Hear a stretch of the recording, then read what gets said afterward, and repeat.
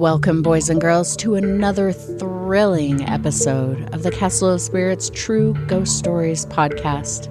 I am your ghost keeper, Jane. Hi, I'm your ghost keeper, Vince. And together we are the ghost keepers, plural. You do English so good. I do. How's your French? Not well. Oui. Wow.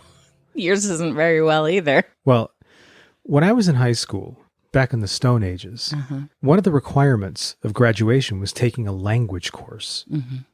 I was like, no way. So I took journalism class instead, which focuses strictly on English, and here I am. Great. Monolinguistic. And barely at that. Yeah, you ain't a woofin'. Yeah. So, Vince, speaking of doing English well, Yes. do you have any stories that you could ring? I got some stories to ring today. Sorry. Do you have any stories to read to the fine folks listening? I do. Every week we come here and we share stories from the Castle of Spirits True Ghost Stories archive. And I found a couple of doozies. All right, let's have them. Maybe just one at a time, though. Not at the same time. I can't chew bubblegum and walk at the same time. You think I'm going to read two stories at once? You can't walk. But she's right. I can't walk. I fall. Lately, and for no particular reason, I've been thinking about Chicago, the Windy City. I was in Chicago once. Yes, you were. Like 10 years ago. I thought it was beautiful. And I also love deep dish Chicago pizza. Ew. Chicago style pizza, as they call it. Don't come at me, Chicago, but I can't get behind deep dish Chicago style pizza. Well, back in the 90s when I lived in California, they used to have Uno Pizzeria in San Jose. And the last time I went to visit, they're all shut down now. And it made me sad. Aww. So I thought, well, this is not a pizza episode. Paranormal Pizza comes earlier and later. But this is a story that takes place in Chicago. It was written and submitted by Nick in Illinois in April of 2007.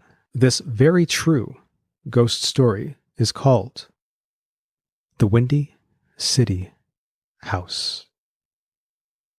There is no doubt in my mind that what happened at that ominous house in Chicago was real. I used to regularly go to Chicago to visit with relatives. Usually I'd stay with my grandpa at his house. It was a suburban house, not something that you'd assume was haunted, but definitely something you could tell the second you walked through the doorway.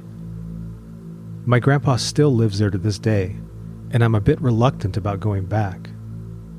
It was early morning, and I'd just woken up. I was just lying in bed wondering what time it was when I smelled breakfast, and I knew it was time to get moving. As I was getting changed, I heard something drop on the floor in the kitchen. Someone must have dropped a plate or something. So I went into the kitchen. I arrived there just in time to see an egg kind of scoot off the counter. It wasn't very forceful, but it was enough to move it about half a foot away from the base of the counter. My parents and grandparents told me how just minutes earlier, the frying pan had been knocked off the stove in a similar manner, and as soon as they'd cleaned the mess up, the egg rolled off. Small events continued while I was staying at his house during the summer and during Christmas and other holidays. One night, while I was lying in bed, I became aware of a certain kind of feeling. It was pure anger, like someone in the room was venting everything they could think of on me. I then became aware that the pillow next to me was moving. It was almost hovering. The next thing I knew, the pillow was on top of my face. I struggled and flailed as the pillow held firm, blocking my breathing. My screams for help were muffled by this thing, and it only let up when it was to a point where I felt like I was going to pass out. Kind of like the feeling of being deep underwater and swimming to the top as fast as you can, only to get seconds away from having to inhale when you reach the surface. My grandpa called a priest in one time while I was not there. The priest claimed to have trapped the spirits in the walls. I tested this theory by pressing my ear against the wall, only to hear murmuring like someone was talking in the next room. I immediately went to the opposite side of the wall, into the bathroom, only to see that it was completely empty. Out of the corner of your eye, pictures will sometimes seem to move their arms or their face to you, like they're being controlled by something in the wall. I have seen blood drip from the sink and told my mother, only to be told that it was rust. I have even heard a little girl's voice whisper murder into my ear once or twice when I enter my grandfather's room.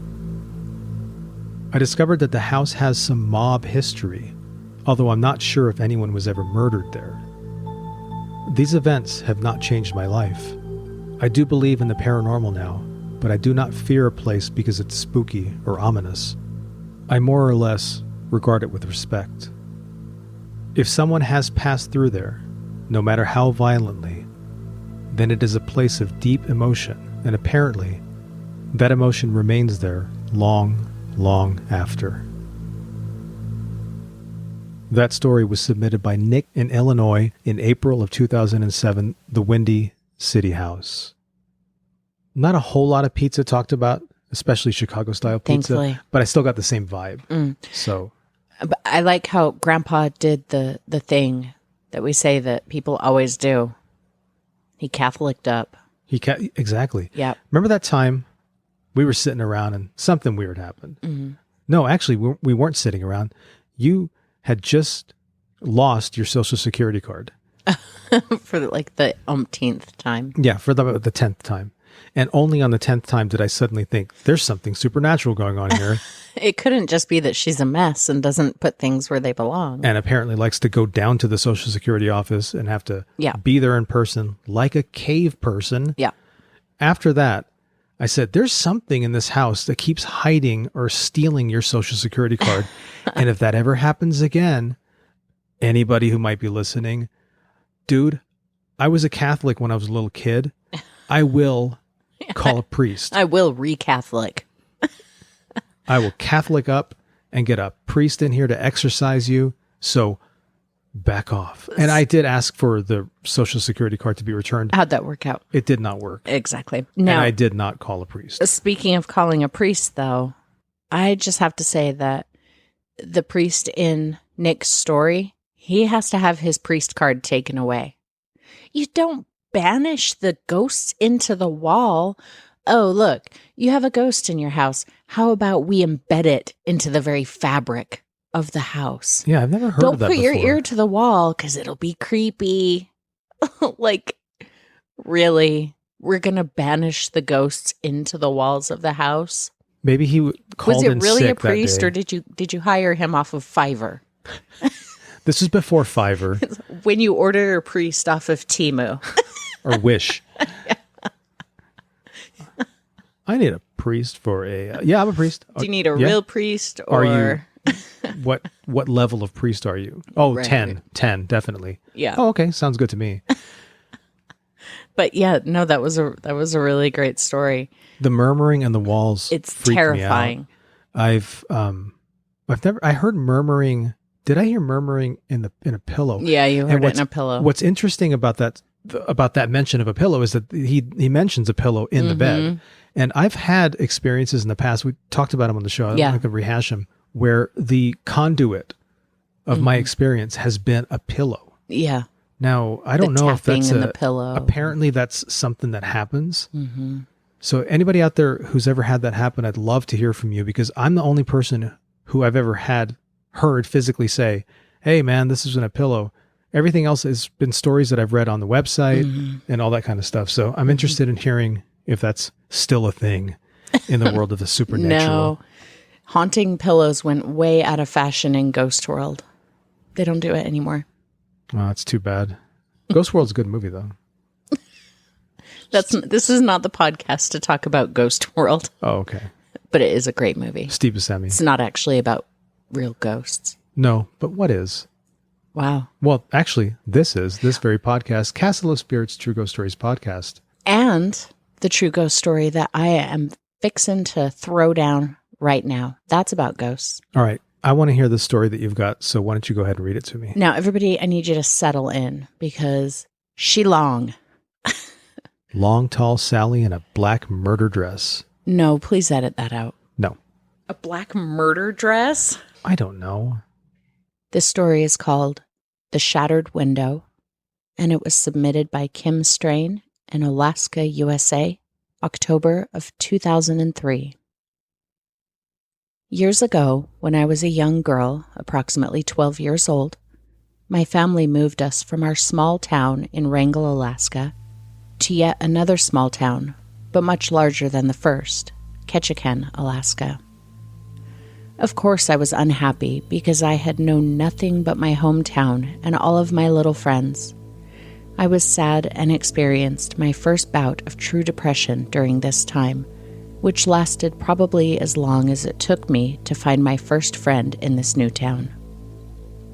We moved into an old 3-story house on top of a huge flight of stairs which led from downtown Ketchikan into a residential area. Everyone in Ketchikan knew of the house we lived in.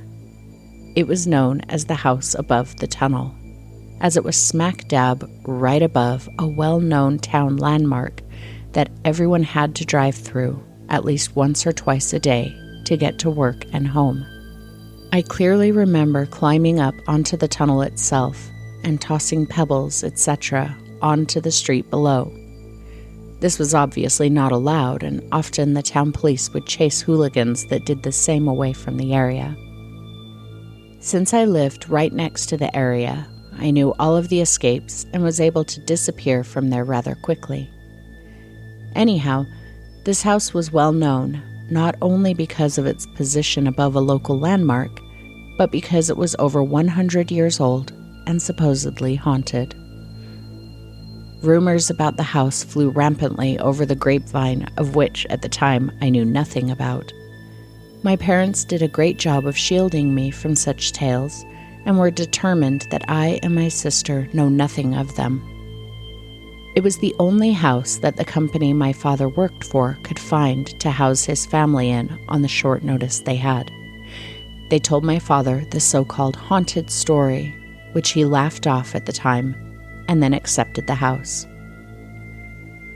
We would be living in the main part of the house, which consisted of 3 upstairs bedrooms, a large living room, dining room, kitchen, and pantry. Below us in the basement, there was a small efficiency apartment that a single quiet man rented. I don't recall ever seeing this man once the entire time we lived in that house. There was one bathroom in the house, which was upstairs next to the bedrooms. In the bedroom was the trap door which led to the attic. We were told never to touch that door for our own safety, as my parents did not know the condition of the attic that lay behind it. The very first day we moved into this house, I had the strangest feeling that someone was watching me. I shrugged it off as just part of the whole moving situation that I didn't like in the first place. When I told my father of this feeling, he laughed it off and suggested no amount of tales I could spin would get us to move back to our hometown, so I'd just better get used to it. My sister and I shared a room at the top of the stairs. The room had closets with latches that automatically latched when closed, so we were afraid of them at the very start. We used the closet only to shove toys and other kids' stuff in when we were forced to clean our room. One evening, when my sister and I were watching television, something happened that I will never forget. We were waiting for my parents to dress and go to a company dinner party so that we could watch a movie that was not allowed. I was old enough to take care of my sister, so I often babysat during such outings that my parents attended.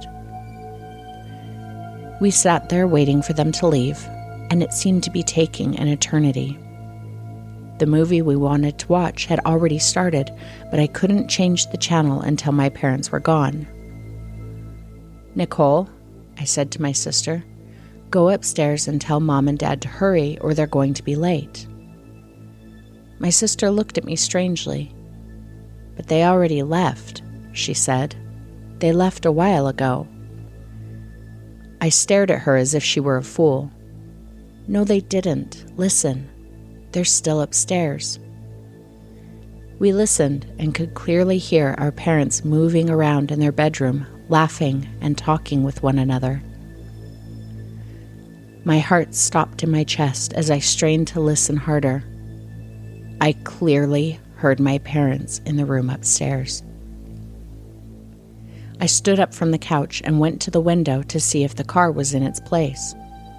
The car was gone. My parents had already left.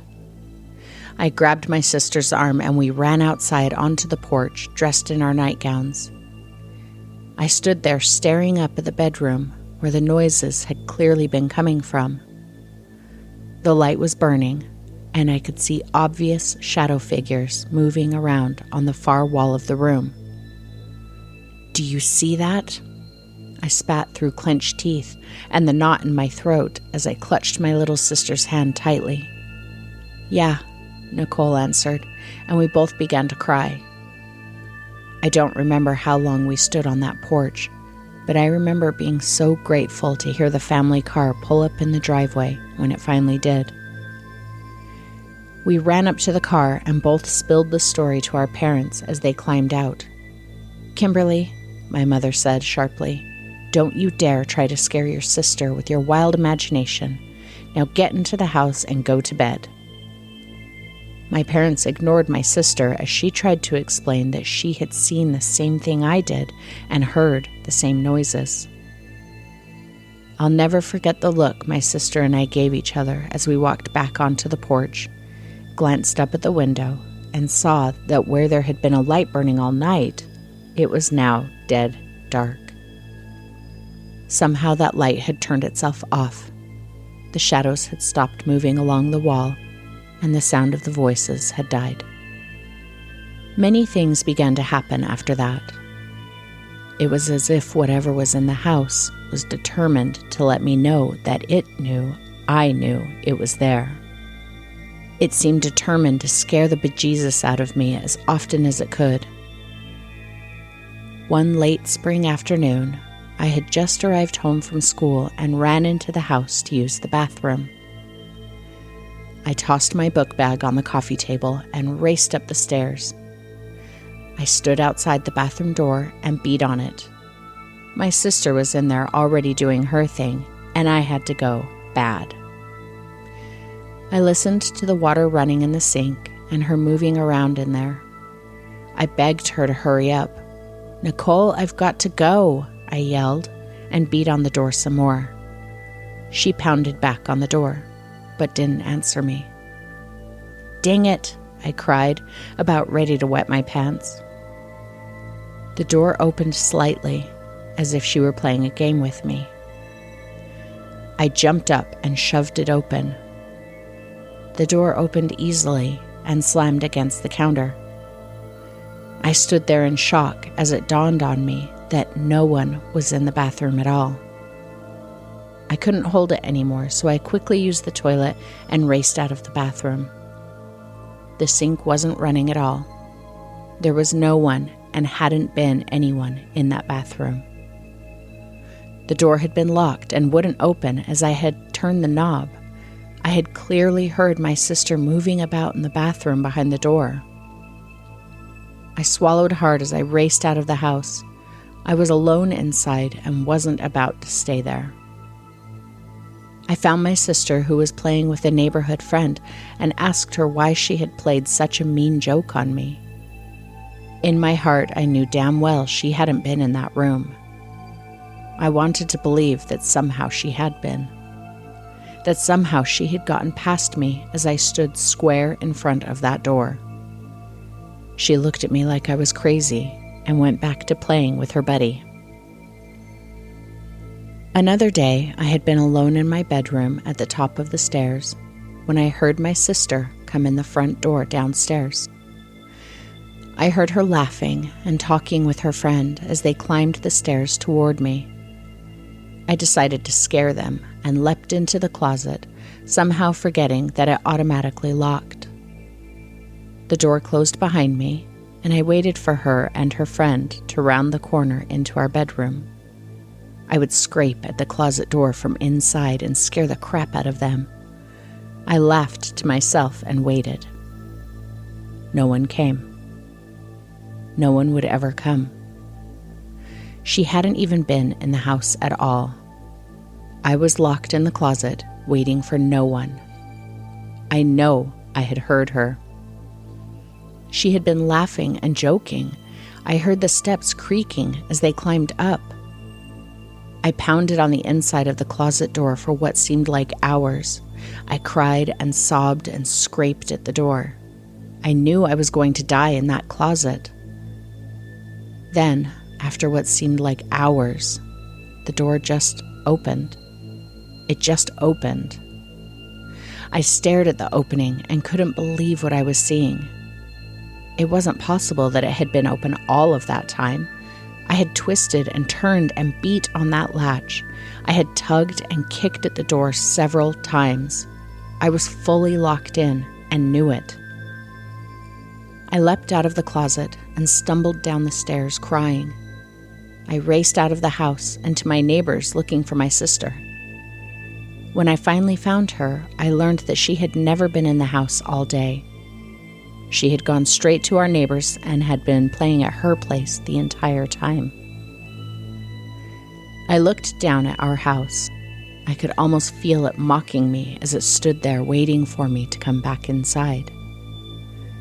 It was pointless to tell my parents about it. They would only get mad at me. What could I do?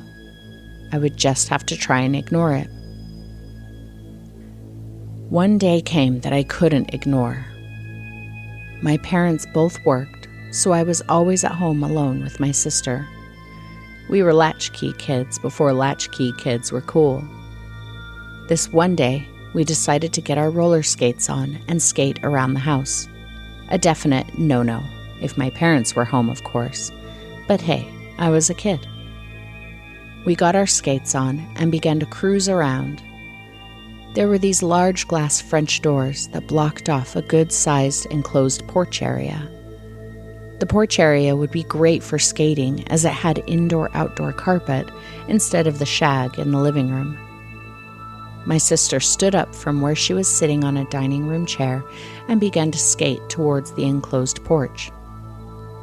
"Wait," I said, "I'll come with you." I stood up and hadn't even taken a step yet when I saw my sister suddenly fly forward as if shoved hard. Her body lurched and she flew about 6 feet across the living room and literally through the glass French doors, shattering both of them. I stood there in total shock as I saw her lying in a pile of broken glass.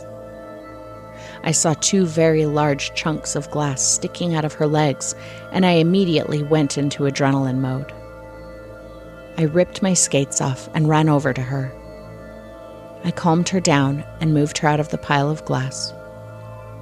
I gently took the large shards out of her legs, which were only barely stuck in, a bit more than superficially, and I moved her to the couch. My hands were shaking as I dialed my mother's phone number at work. No connection. I dialed again. No connection, and again. Still dead silence on the line. I dialed my father's number at work. The number would dial, but that was all. No connection. I tried this several times. It dawned on me that I might be panicking and not dialing properly. I took a deep breath and focused completely on dialing the numbers. No connection. I made my sister stay on the couch as I ran up the stairs to my parents' room to try their phone. They had a separate phone number, a totally different line. This had to work. I dialed the numbers only to have dead silence on the end of the line. I raced back downstairs and tried one more time. This time, I dialed a phone number that belonged to a schoolmate of mine, and it went through. The schoolmate's mother answered, and I explained what had happened to my sister, gave her my parents' work numbers, and asked her to call them. She did, and quickly my father pulled up in the driveway. Man, was he pissed. He had tried to call home after the schoolmate's mother called him, but the phone wouldn't ring. To this day, I wonder how I was able to call the schoolmate's mother. Luckily, my sister was not seriously injured, but she sat silently as my father totally reamed us out and tended to her wounds. My father went back to work, and my sister glared at me. "What are you mad about? I saved your life," I complained to her. "No, you pushed me," she screamed. No, I didn't. Even now, 20 years later, my sister is so sure that she was pushed from behind. She says she felt 2 hands shove her hard across the room. I remember clearly it looking like she was shoved as well. The thing in the house wasn't just trying to scare me anymore. It was letting me know that it was capable of much more than that.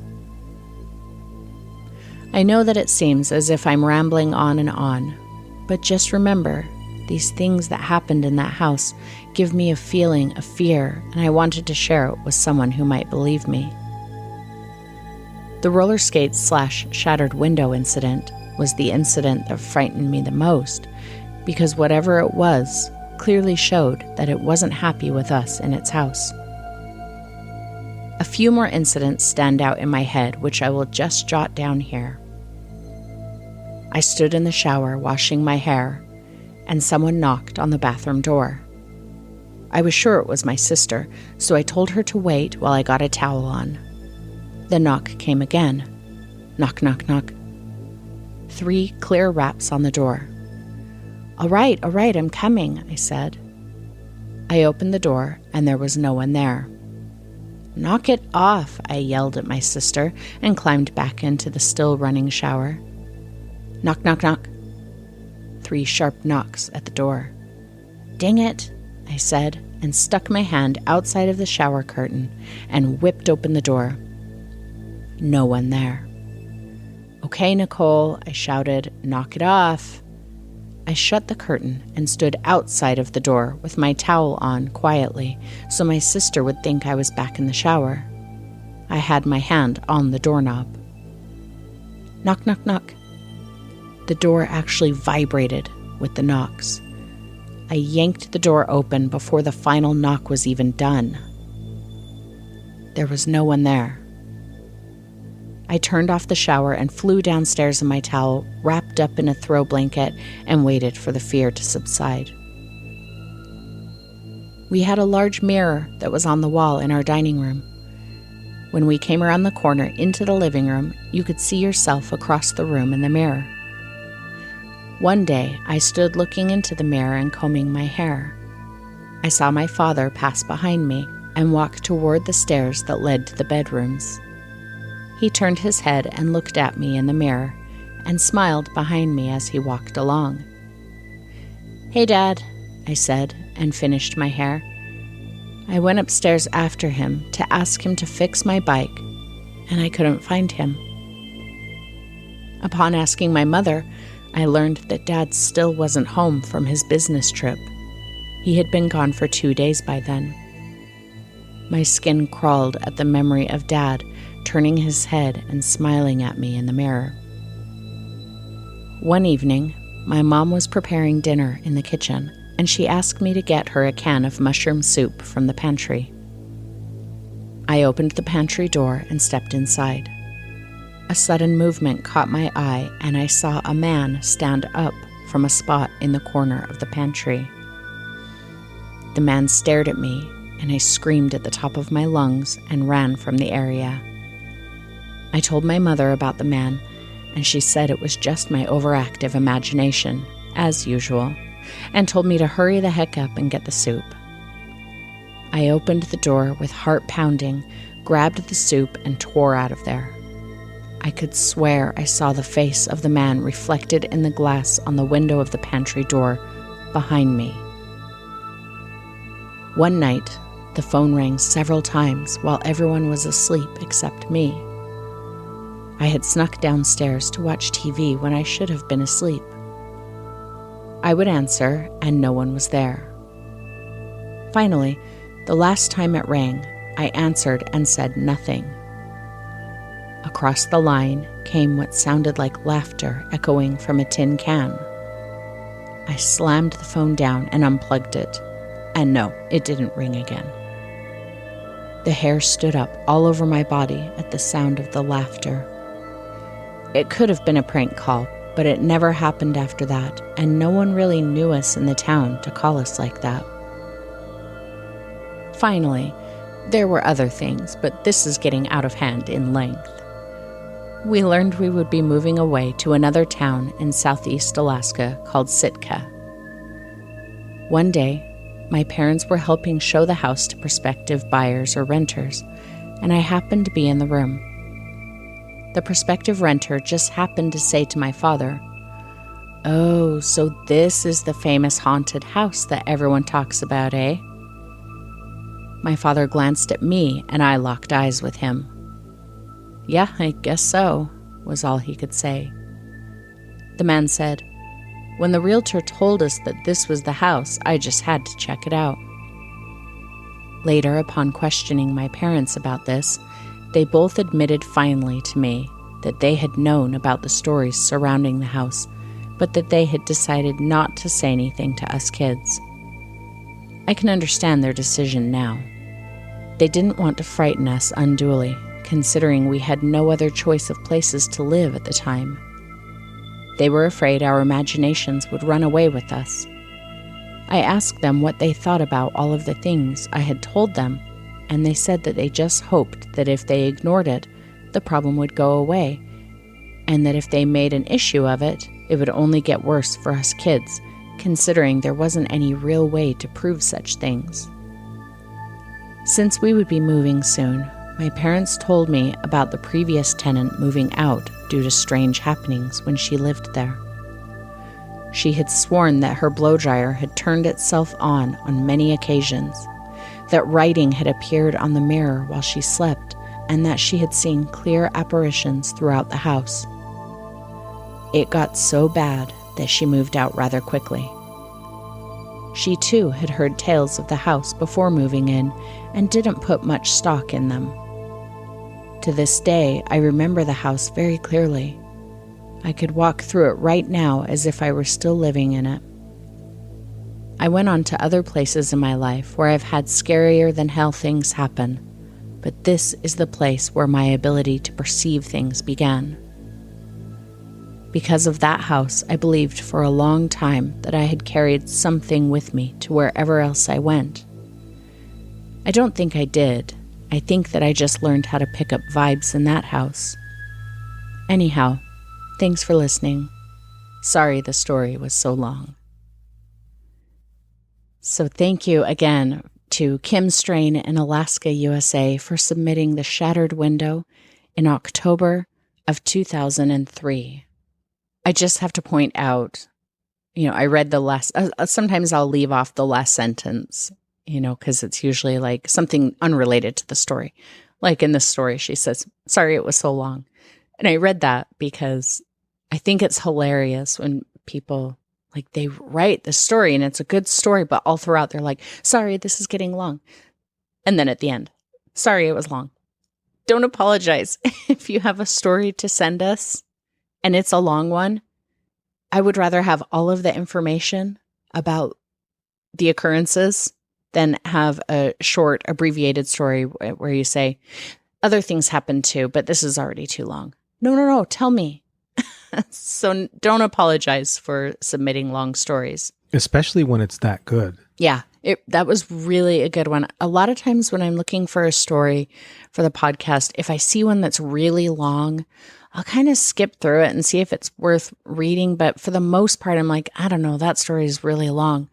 But this one just had so much good stuff in it. The bathroom story, just, that was so creepy to me. Yeah. She hears her sister in there. She's running the water, moving around. Kim bangs on the door, and there's a bang on the door from inside the bathroom. One thing about that I thought was totally unrealistic was that she had to go to the bathroom really, really bad. Mm-hmm. She couldn't get it. And she said, "Dang it." Dang it. Yeah. Did you clean that up, or is that the way it was submitted? Okay. She was 12 years old. She was 12 years old. I hate that. I hate when people say "dang it." Oh, come on. Commit. She's a 12-year-old kid. Let it go. Anyway. Yeah, and then the fact that the door opens by itself and there's nobody in there. Yeah, this story seemed to hit on almost all of the classic touch points of terrifying. It did stories. But at the same time, it has something unique in it that almost all of the hauntings seem to be, it's like trying to mimic the people in the household, like where they could clearly hear their parents upstairs in the bedroom. They could clearly see, the shadows on the wall, and it was their parents, but their parents were gone. And then she hears her sister come home with a friend, and they're laughing and joking and walking up the stairs, but she's not there. Yeah, that's what they call mimic entities. Mm-hmm. It reminds me actually of, there's a book that I'm reading right now called It Will Just Be Us. And it's kind of a classic Gothic haunted house story, but with a twist.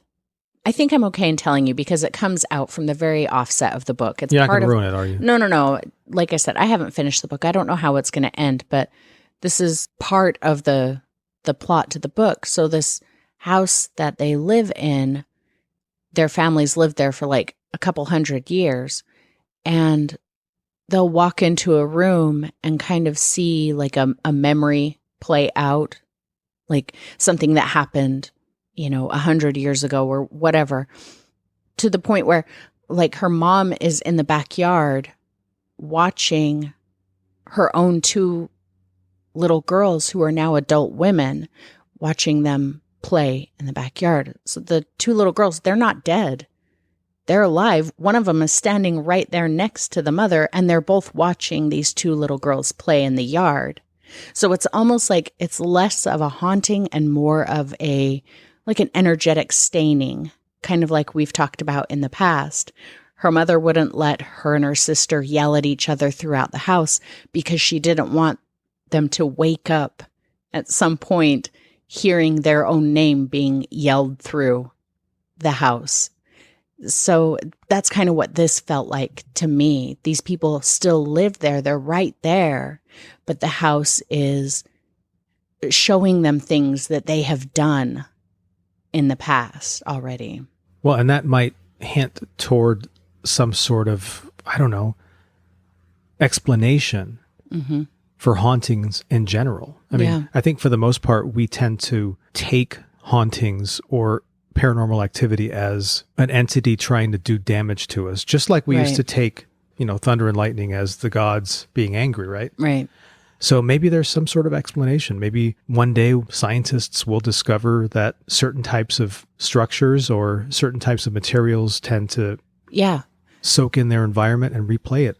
I have actually heard things like that before, that some kind of, I don't know if it's quartz crystal or limestone or whatever, but that there is a theory about houses that are built or buildings that are built on top of this certain type of stone or crystal, if that exists in the ground underneath the building, that stores energy and can release it. Kind of like, a watch crystal, right? They used to put crystals in watches, and that was kind of the power supply thing. And so it's kind of that type of a theory that some people have had. So I wonder if that kind of explains these mimicking or residual hauntings. Yeah. It's definitely something to chew over. But either way, it's scary AF. And something to think about in the middle of the night when you wake up to go to the bathroom. Yes. And have to run because there's something chasing you down the hall. Yes. Speaking of being chased down the hall, Jane. Ooh. I have a real life ghost story that doesn't take place really in a hallway. It doesn't even take place inside of a house. But the one thing it has in common with that is scariness. I like that. And I'd like to read that now. I wish you would. This is a story that was submitted to the Castle of Spirits in August of 2010. It was submitted by Kevin Lake in West Virginia, USA. And it's called A Night at the Unmarked Graves. While growing up in Richmond, West Virginia, I had always heard locals' tales of the paranormal. There were a couple of friends of mine who'd been visited by a Sasquatch-type creature in the Cranberry backcountry. There was a tale of the nearby Braxton County Green Monster. Ghost stories too many to count were told in every hollow in the hills. Of course, no West Virginia native has gone without hearing a tale or two of the Mothman. However, I never would have expected that I would have my own run-in with any such phenomena. The first part of my story, which at the time I didn't even realize was part of any story at all, goes all the way back to high school. It was the fall of 1991. My high school sweetheart and I were parked on top of Fork Mountain just outside of Richmond to watch a meteorite shower. We had found a very secluded location on top of the hill, surely not to be disturbed by anyone. We killed the ignition of my father's truck and started watching the night sky. Within minutes, a very eerie feeling came over both of us. I clicked on the headlights, feeling as if something or someone were watching us. There was no one there. I killed the lights and we went back to where we'd left off. Only a moment later, that same feeling returned, and I turned the headlights on again. This time as well, there was no one there. My girlfriend said, "Let's get out of here," and I concurred. We headed off of the mountain, never to return to that particular spot. 2 years later, while deer hunting in the same location with my father, he wanted to show me something he'd found in the woods several months before. I followed him off the trail only a few yards into the woods, and I could not believe what I saw. There were at least 8 unmarked graves. The earth was sunken in where each grave was located. They were about 6 feet long and 2 feet wide. There were triangular-shaped stones at both the head and the foot of the graves. They were facing east to west in proper burial fashion. My father, as well as the old man who owned the land, who was well into his 80s, if not 90s, had no information on the graves. Who was buried there? How long had they been there? Did anyone know? After years of research, to include talking to many of the local old-timers in their 90s, nothing has turned up. All these years later, nearly 20 to be exact, the mystery still haunts me. One night, on a recent trip to my hometown, I decided to spend the night camping by the graves. I've always been curious about the paranormal, although other than the night parking with my girlfriend, I had never had any kind of experience with it. On this night, I got to the top of the mountain about 2 hours before dark. As an airborne infantryman in the Army National Guard, I had packed my rucksack with all that I would need and hiked up the hill, about 3 miles above my parents' house. After reaching the location, I took my time setting up a proper Army bivouac site. I had only taken a mosquito net instead of a tent, in addition to my Army sleeping bag and enough food and water to last for the night and the next day. I carefully cut poles from which to hang my net. I made sure that everything was perfect, right down to my small campfire ring constructed of large sandstones. It was such a picture-perfect site, having taken more than an hour to construct, that I pulled out my digital camera and began taking pictures. While reviewing the pictures of the campsite, I noticed that a couple of them appeared to have orbs in them. Convinced it was nothing more than smoke or ash rising from my campfire, I thought nothing of it. I then made my way to the graves, 30 yards above me, and began taking pictures as well. One of these pictures also came out with a perfectly framed orb just above one of the graves. There was no smoke or fire here. As the rest of the picture revealed, there was no rain or other form of moisture in the air. This made me curious and a bit nervous. After eating dinner, just as it was turning dark, I made my way back into my mosquito net. I stripped down, got into my sleeping bag, and began listening to the sounds of the night. The tree frogs were so loud that I wondered if I would ever be able to get to sleep. 5 minutes later, the tree frogs stopped chirping. My fire, which had been burning brightly, went out. I had thrown a log on it just before retreating to my mosquito net that should have burned for a couple of hours. But now the fire was gone. I next heard what sounded like a dog whining, coming from the direction of the graves. As I listened, I thought that it also resembled the sound of a crying child. I quickly grabbed my flashlight, turned it on, and shined it toward the graves, but the light did nothing more than reflect off the net, blinding me. As I was trying to see past my light's glare, something, a rock perhaps, came whizzing in my direction from the side of the graves. "Screw this," I said, and began getting dressed. I jumped out of the net and poured the rest of my water onto the hot coals where the fire had been, and began taking down my net.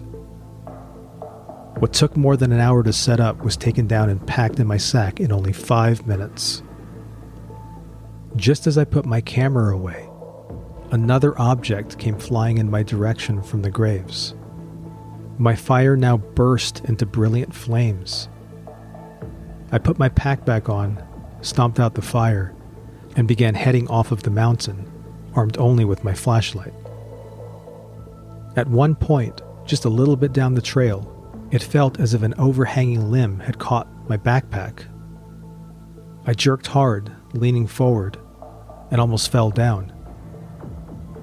I looked back with my light and saw that there was no limb or other obstruction there. The trail was completely clear. I made it home by 11 o'clock to the laughter of my mother, who had left the front door unlocked. The next day, I told my father and several friends about the experience. My father took my nephews hiking up there a couple of days later. When they returned, my father told me that they had found a seance ring in the woods right below where I had camped. It was a flat rock, circled with coins that had obviously been there for quite a while. He knew what it was because he had found one years ago on the mountain behind the Cranberry Wilderness Visitors Center. That particular ring had been lined with candy, feathers, and coins. He had reported it to a local Forest Service employee who explained to him what it was. Evidently, they're common in these old West Virginia hills, from where people go out from time to time to try and communicate with spirits. Thinking my father was trying to play a trick on me, I went back up the next day, leaving in time to be out of the woods before dark, and indeed found the ring myself. It was not a trick. It was obvious that the coins had been there for years. They were so weathered that I could only make out the date on one of them, a penny dated 1985. To make this tale even creepier, the site of the ring is where I felt as if something had grabbed me from behind. I've mountain biked and hiked on top of the Fork Mountains several times since. I've listened to the owls at dusk, seen many deer and bear, but I've always made sure to get out of the woods before dark. I have fought terrorists in Iraq, jumped out of planes, and been to many places in third world countries where a lot of people don't go. But I've never felt fear like I felt that night, the night I attempted to camp by the unmarked graves. And that came from Kevin Lake in West Virginia, USA, August of 2010, A Night at the Unmarked Graves. That was so good and creepy. And I love that you can't really tell if it's a ghost story or a Bigfoot story. And really, what is the difference? You know, the whole theory that Bigfoot and really all of the cryptids, Bigfoot, Mothman, etc., are kind of interdimensional beings. Do you know the first time I heard that theory, and I've only heard that theory, maybe I haven't been paying attention, but it seems that I've only heard that theory in the last 5 or maybe 10 years. Yeah, maybe so. But I did have that theory presented to me by a friend of mine back in the mid to late 90s, who said, I think that Bigfoot might possibly be an interdimensional being from the future. From the future. And I said, well, okay, that makes me think of, Planet of the Apes, that apes evolved from men, that sort of thing. Yeah. But it's an interesting theory, and it's just as good as any others. Well, and I have heard stories in the past where people will say things like, before a Bigfoot sighting or maybe even after a Bigfoot sighting, there is kind of a what you would call in other situations like ghostly type activity, or even UFOs. Like I've heard UFOs being connected to the whole thing too. So I don't think it's unusual to hear Bigfoot / cryptids along with other type of paranormal activity, which it kind of seems like is happening here. And the reason I say Bigfoot is because of the stone throwing thing, like, throwing rocks at night toward a campground is a very common thing that you hear with Bigfoot encounters. And one of the many reasons why I've never been much of a camper, and when we did go camping, we were in a lockable. I think we've told the story before about us pulling into a campsite in the middle of broad daylight. It's like 11 o'clock in the morning. We pull into the campsite. Vince pops out with his like big man stance, right? Arms and legs spread wide, chest puffed out, carrying a machete because he's freaked out. Like, there's no one here. We're in the middle of nowhere. But he will not walk around out there in the middle of the day without a machete in his hands. If you guys want to know why, Google search Pequot BLM land. What? Bureau of Land Management land. Pequot. Piquop. Is that right? Something like that. But it's why? This sort of free use camping. Yeah, there's a lot of it all over the West. Right. And it is so far out there, although it's right near the freeway, right? Yeah. The highway. It's just off the freeway. It is terrifying. Just Google that and tell me that that's not like Bigfoot country or serial killer country. Maybe some of the stuff we found in the campsite next to us. This is where not a serial killer would work, but where they would drop off their stuff. You know what I mean? Their bones and bodies and things like that. Well, here's why I agree that it was definitely serial killer territory. In the campground next to us, there was an old, and I think we've talked about this on an old episode, but there was a face painting, like makeup pan in the campsite next to us. And it, not just like a little thing of eyeshadow or whatever. This was like it was like a foot wide and probably 7 or 8 inches. A clown makeup, basically. Yeah, it was definitely like clown makeup type. There was duty. Still a little bit in it, and it was kind of that oil base, right? Like cream makeup. So yeah, there was clown makeup, and so bones. definitely, yeah. But that was animal bones. But I don't know, man. I did not want to stick around. I took a look at those bones. There was a skull. It was a deer. It was obviously an animal. I think if it was a jackalope. If you see somebody with a skull, if you see a human with a skull shaped like that, call them a priest and a doctor immediately. It was an animal. I don't think they're going to do good. Either one of them are going to do any good. But yeah, definitely that was serial killer territory. I wanted to get the hell out of there. I know you did. Was that the campsite where we put on Blair Witch Project from the tablet? I don't think so. Try doing that sometime when you're alone. Watch Blair in the middle Witch of Project nowhere. while you're camping in BLM land. Holy yeah. This is why we sold our camper, guys, because Vince is a chicken. Even when nothing happens. I've just reached the point in my life where I've thought, how about instead a nice hotel? Ew. Hidden cameras, anyone? Anyway, hey, I said hotel, not bed and breakfast or Airbnb. Wow. You're really reaching there. Dead and deader. Yeah. Hey, I forgot to mention that I did Google the tunnel in Ketchikan, Alaska. And that's from your story that you read today. Yes. But I did some Googling about that house, trying to see if I could find anything talking about the house being haunted. And I wasn't able to find anything.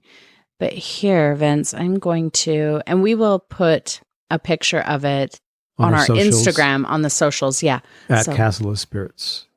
Instagram and Facebook. Yep. They're all at Castle of Spirits. But Vince, I'm going to text it to you right now so you can look at it. Tweet or excrete or whatever they call it these days with X. We don't do that. Excrete. Okay. So have a look at that picture I just sent you. A little creepy, pretty cool. Oh, yeah. And I was trying to picture, what does a house on top of a tunnel look like? Well, there you go. So, and see the stairs to the right of the tunnel? Those are the stairs that she talked about, that she came up those stairs. Those are some exorcist stairs if I ever saw any.